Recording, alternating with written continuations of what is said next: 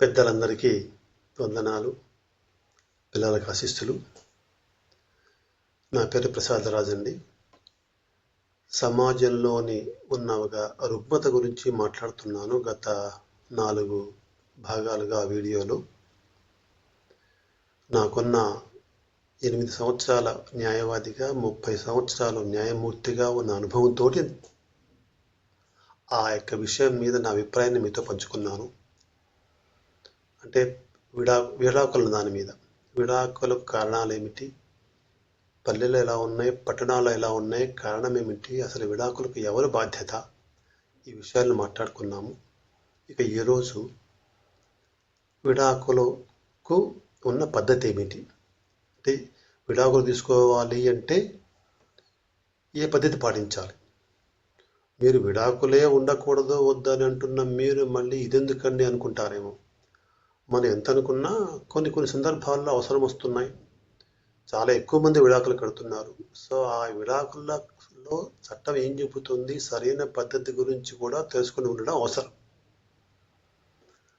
So విడాకుల గురించి పద్ధతి చూద్దాం ఇప్పుడు ఈరోజు. విడాకులు అంటే ఏంటి? వివాహం రద్దు కావడమే. అసలు వివాహం అంటే ఏంటి, వివాహంలో ఉండవలసిన అంశాలు ఏంటి, దాని గురించి చట్టం ఏం చెబుతుంది మొదలు చూద్దాం. ఈ వివాహ పద్ధతుల్లో వచ్చేటప్పటికి ఒక్కొక్క దేశంలో ఒక్కొక్కలా ఉంటున్నాయి. ఒక్కొక్క రాష్ట్రంలో ఒక్కొక్కలాగా, ఒక్కొక్క ప్రాంతంలో, ఒక్కొక్క ఏరియాలో, ఒక్కొక్క కులంలో, ఒక్కొక్క తెగలో, ఒక్కొక్క ప్రాంతంలో విడివిడి పద్ధతులు ఉన్నాయి వివాహానికి. మొదటగా స్థలాన్ని చూద్దాం. అంటే కొన్ని పెళ్ళిళ్ళు ఇళ్లలో, కొన్ని దేవాలయాల్లో, చర్చిల్లో, మసీదుల్లో, కళ్యాణ మంటపాల్లో, మరో చోట ఇలా జరుగుతూ ఉన్నాయి. ఏ స్థలంలో జరిగినా అది వివాహం మీద ప్రభావం చూపించదు. ఎక్కడ జరిగింది అన్నది అనవసరం, ఎలా జరిగింది అన్నది ముఖ్యం. సో స్థలం ఇక్కడ ఎలాంటి ప్రభావం చూపించదు. ఇక రెండవది ఏమేమి ఉండాలా అనేటప్పటికీ ప్రధానం అంటే చాలా ఉన్నాయి. ముస్లింలు, క్రిస్టియన్లు, హిందువులు, పార్షియన్లు, సిక్కులు, ఇతర ఇలా చాలా ఉన్నాయి. సమాజంలో 95% ఉన్న వాళ్ళ గురించి మాత్రమే నేను సమయాభావం వల్ల ప్రస్తావిస్తాను. ముస్లింలు, క్రిస్టియన్లు, హిందువులు, ఈ 3 మతాల్లో ఏ పద్ధతులు ఉన్నాయో చూద్దాం. మూడిట్లో ఉన్న కామన్ ఫ్యాక్టర్స్, అంటే ఆ మూడిట్లోనూ ఉన్న విషయాలకు 2-3 ఉన్నాయని చెప్తాను. మొదటిది వయస్సు. అబ్బాయికి 21, అమ్మాయికి 18 నిండి ఉండాలి. ఆ లోపల వివాహం చేసుకోకూడదు చట్ట ప్రకారం. జరుగుతున్నాయంటే అది వేరే విషయం, అది చెప్పవలసి వచ్చినప్పుడు చెప్తాను. చట్టం గురించి చెప్తాను. చట్టంలో ఏముంది చెప్పడం నా ఉద్దేశం. 3 మతాల్లోనూ, హిందువులు, ముస్లిమ్స్, క్రిస్టియన్స్, మూడిట్లో కూడా అబ్బాయికి 21, అమ్మాయికి 18 ఏళ్ళు ఉండాలి. ఇక రెండవ నిబంధన వ్యాలిడ్ కన్సెంట్, అంటే సమ్మతి తెలిపి ఉండాలి. ఈ పెళ్లి నాకు ఇష్టమే. మీరు చూసి ఉంటారు, క్రిస్టియన్ మ్యారేజెస్లో అమ్మాయిని అబ్బాయిని డెకరేట్ చేసి ఉంటే, అలంకరణతోటి నిల్చొని ఉంటే, ఆ పాస్టర్ గారు వచ్చి ఆ పలాని డేవిడ్ నీకు వివాహం చేసుకోవడం సమ్మతమేనా అని అడుగుతాడు. చూసి ఉంటారు. అలాగే అమ్మాయిని అడుగుతాడు, అబ్బాయిని అడుగుతాడు. సమ్మతి అనేది చాలా ముఖ్యం. కామన్ సెన్స్ కూడా అంతే కదా. అయిష్టంగా పెళ్లి చేయకూడదు కదా, దాని చట్టం అక్కర్లేదు. కానీ చట్టంలో అయితే ఉంది అది. సమ్మతి ఇచ్చి ఉండాలి. నాకు ఈ వివాహము ఓకే, సమ్మతమే అని. ఈ సమ్మతి కూడా సరైన స్థితిలో ఇచ్చి ఉండాలి. అంటే సమ్మతి తెలిపే స్థితిలో, అంటే ఒక పిచ్చోడు ఉన్నాడు, లేకపోతే బాగా అనారోగ్యంతో బాధపడుతున్నాడు, లేకపోతే మంచం మీద ఉన్నాడు, సరిగా ఆలోచించే స్థితిలో లేడు, మాట్లాడే స్థితిలో లేడు. ఈ స్థితిలో సమ్మతి చల్లదు. సో సరైన సమ్మతి ఉండాలి వివాహానికి. ఇక 3వ నిబంధన ప్రొహిబిటరీ డిగ్రీస్ ఉన్నాయి. అంటే కొన్ని సంబంధాలలో నిషేధం ఉంది. అంటే ఉదాహరణ చెప్తే మీకు అర్థమవుతుంది.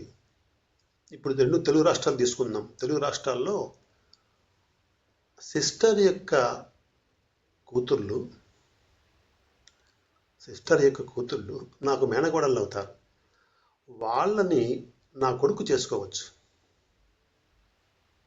ఎందుకంటే వరస అక్కడ. కానీ కొన్ని రాష్ట్రాల్లో ఈ యొక్క సిస్టర్ యొక్క కుమార్తెలుని కొడుకు చేసుకోనికి లేదండి. అక్కడ నిషిద్ధం అది.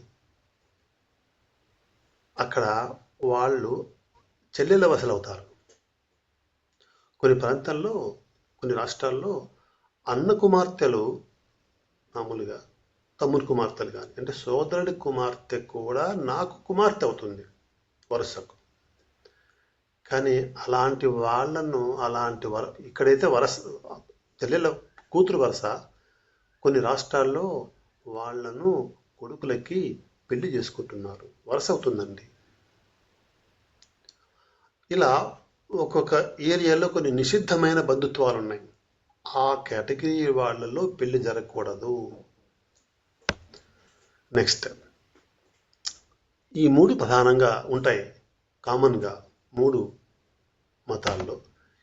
ఇక మతాల్లో లేనివి కొన్ని ఉంటాయి. హిందువుల్లోనూ క్రిస్టియన్స్లోనూ ఒక వివాహమే అనుమతించబడింది, అమ్మాయికైనా అబ్బాయికైనా.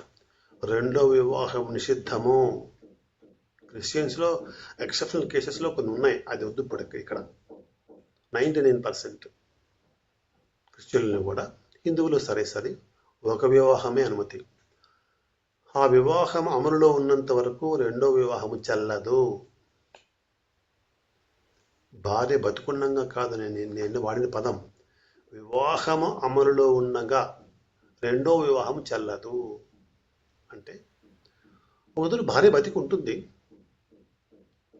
కానీ విడాకులు తీసుకుంటారు.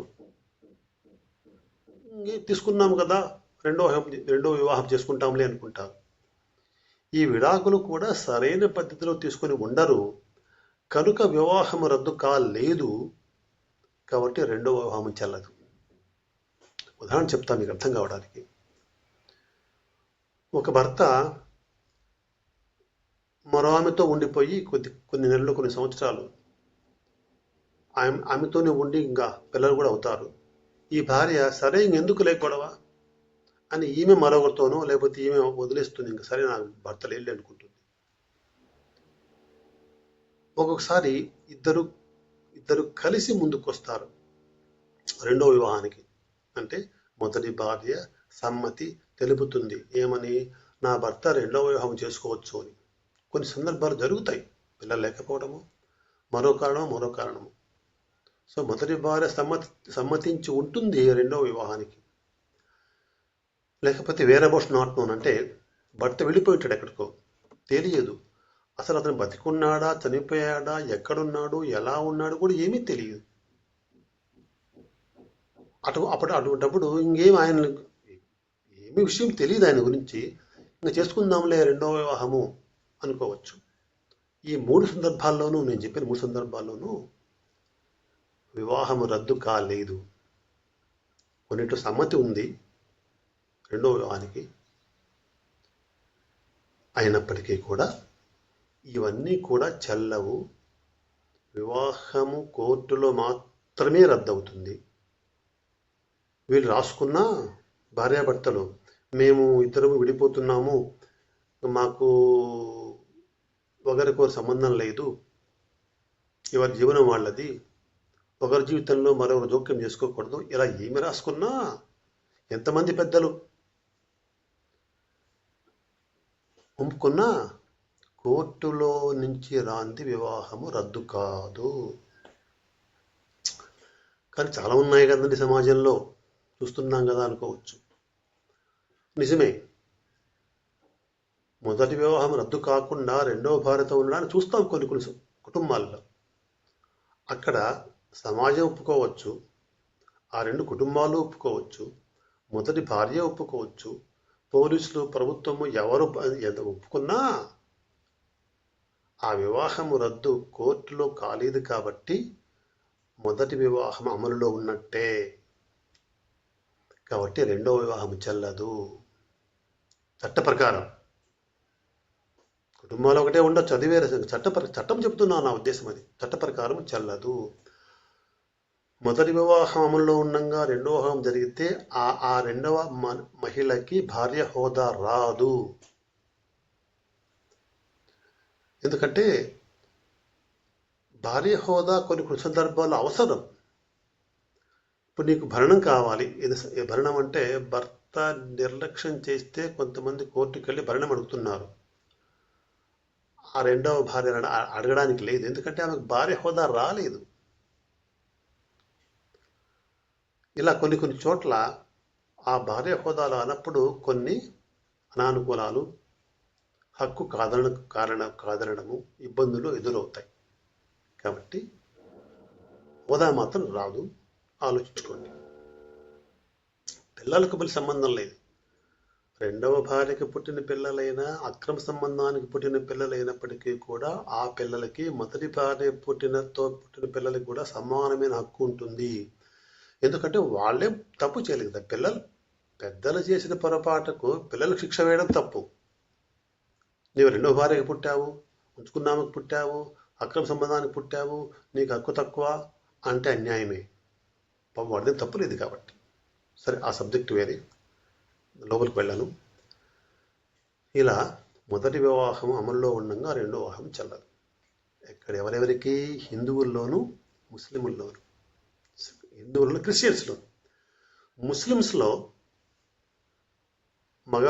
మగవాడు 4 పెళ్ళిళ్ళు చేసుకోవచ్చయ్యా. చట్టం చెబుతుంది. నేను చట్టం చెప్తున్నాను, నేను చేసుకోమని నేను చెప్పడం కాదు, నా అభిప్రాయం కాదు అది. చేసుకోమని చెప్పదు, నా అభిప్రాయం కాదు, చట్టం అలా చెబుతుంది. అయితే ఈ సదుపాయం కూడా మగవాడికి మాత్రమే ఇచ్చింది తప్ప మహిళకి ఇవ్వలేదు. ముస్లిం మహిళకు నాకు భర్త ఉన్నాడు కాబట్టి ఇంకో భర్తనితో ఉంటాను, చేసుకుంటానంటే చెల్లదు. ఆ 4 బహుభార్యత్వము ముస్లిమ్స్లో మగవాడికే ఇచ్చారు, ఆడవాళ్ళకి ఇవ్వలేదు. ఇది వివాహములో పాటించవలసిన విషయాలు. ఇక పెళ్లిలో జరగవలసిన కొన్ని పద్ధతులు చెప్తాను. పద్ధతుల్లో హిందువుల్లో 3 ప్రధానంగా ఉండాలండి.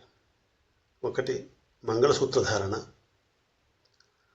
రెండవది సప్తపది 7 అడుగులు నడవటము, మూడవది హోమం చుట్టూ ప్రమాణం.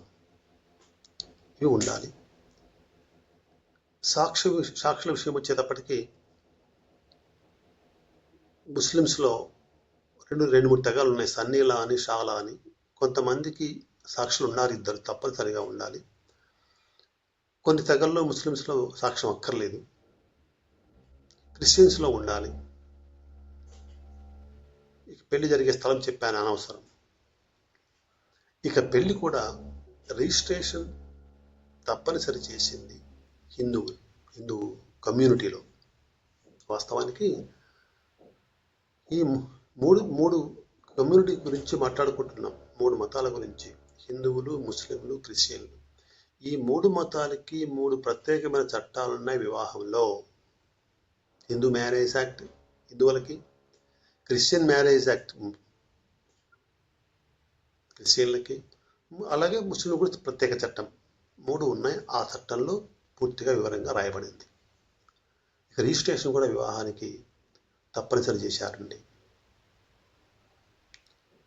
వివాహము అయిన తర్వాత రిజిస్టర్ చేసుకోవడం అనేది అవసరము. ఎందుకంటే గతంలో ఈమె నా భార్య కాదు అనే అసలు మాట వినలేదు గతంలో. కానీ ఇప్పుడు కొన్ని సందర్భాలు చూసాము ఆల్రెడీ. ఒక మనిషి, ఇతను నా భర్త, నాకు ఈ అన్యాయం చేశాడు, నాకు ఇది రావాలి, ఈ హక్కు రావాలి, ఇది కోర్టుకో పోలీస్ స్టేషన్కో వస్తే నా భార్యే కాదు ఈమె అన్న రోజులు వచ్చేసాయి. కనుక రిజిస్ట్రేషన్ అయి ఉంటే ఆ మాట అనే సాహసం చెయ్యడు. ఎందుకంటే అక్కడ రిజిస్టర్ అయింది సబ్ రిజిస్టర్ ఆఫీస్లో. హిందువు యొక్క మ్యారేజ్ సబ్ రిజిస్ట్రార్ తెలుసు కదా, ఆస్తుల అమ్మక కొనుగోళ్లలో సబ్ రిజిస్ట్రార్ గారు దగ్గరికి వెళ్ళి చేసుకుంటున్నారు రిజిస్ట్రేషన్. ఆ ఆఫీస్లో జరుగుతాయి రిజిస్ట్రేషన్లు, సులభంగానే జరుగుతాయి. ఏదో కొన్ని పద్ధతులు ఉన్నాయి. అది చేసుకోకపోతే వాస్తవానికి కొంత శిక్ష కూడా చెప్పారు. అలాగే ఇతర కమ్యూనిటీస్ కూడా చేసుకోవచ్చు, ఆ సదుపాయాలు ఉన్నాయి. ఇది వివాహం గురించి నేను చెప్పాల్సిన విషయాలు. ఇప్పటికే 10 నిమిషాలు అయింది. ఇక ఈ రోజుకి సెలవు తీసుకుంటానండి. వచ్చే వీడియోలో విడాకులు విషయంలో ఏ పద్ధతి సరైనది, ఇంతవరకు పెళ్లి విషయంలో సరైన పద్ధతి చెప్పాను. వచ్చే వీడియోలో విడాకుల్లో చట్టం ఏం చెబుతుంది, ఏ పద్ధతిలో పోతే చట్ట ప్రకారం సమ్మతి అవుతుంది, కరెక్ట్ అవుతుంది, ఇబ్బంది లేకుండా ఉంటుంది అనే విషయాన్ని చెప్తాను. మరి ఒక తోరి మీకు నేను గుర్తు చేయటం, నేను ఒక ఉచిత న్యాయ సహాయ కేంద్రాన్ని నిర్వహిస్తున్నాను. ఆన్లైన్ కానీ ఆఫ్లైన్ కానీ నాకున్న అనుభవంతో 8 సంవత్సరాల న్యాయవాదిగా 30 సంవత్సరాలు జడ్జిగా పనిచేసిన అనుభవంతో ఇస్తున్నాను ఉచితంగా. మీకు ఏదైనా మీకు న్యాయ సమస్య రాకూడదని కోరుకుంటాను. బట్ వచ్చేటి ఆగవు. అలా వస్తే మాత్రం నన్ను సంప్రదించవచ్చు. నా నంబర్ 9441922102. అంతవరకు సెలవు.